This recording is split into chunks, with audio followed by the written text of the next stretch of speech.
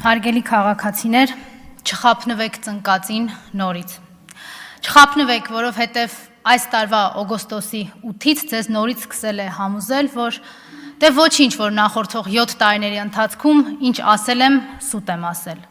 Ոչինչ, որ նախորդող ժամանակահատվածում ամեն ինչ հորինել եմ կեղծիքի եւ ստի հիման վրա։ Այս մեկը, այս վերջինը, որ հորինում եմ, ասում է հավատացեք, այս մեկը ճիշտ դուրս կգամ։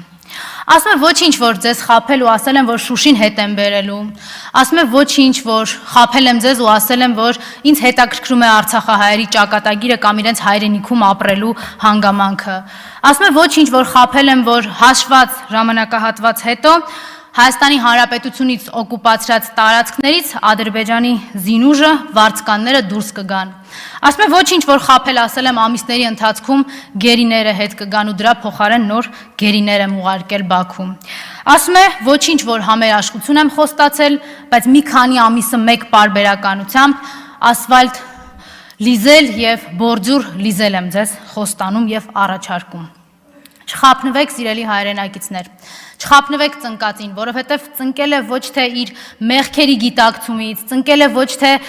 ձեր առաջ կատարած մեղքերի զգացումից, այլ ծնկել է թուրքերի եւ ադրբեջանցիների առաջ։ Ծնկել է ոչ թե ձեր առաջ, այլ ձեզ է ծնկի բերել թուրքերի ու ադրբեջանցիների առաջ, հաղթած հայ ժողովրդին դարձրել պարտված։ Ու եթե ինքը իրեն կողքից տեսներ, ինքը իր մասին կողքից խոսելու լիներ, ինքը իր բառապաշարով ասելու էր, որ ծնկել է 2018-ին, ծնկել է 2019-ին, 20-ին, 21-ին, ծնկել է 2022-ին, 23-ին, 24-ին, 25-ին, ծնկելու է 26-ին, եթե մնա։ Ու այդ մնալու համար ամեն ինչ անում եմ։ Անգամ մակում մի խեղճ ու կրակ ելույթ էր խաղում։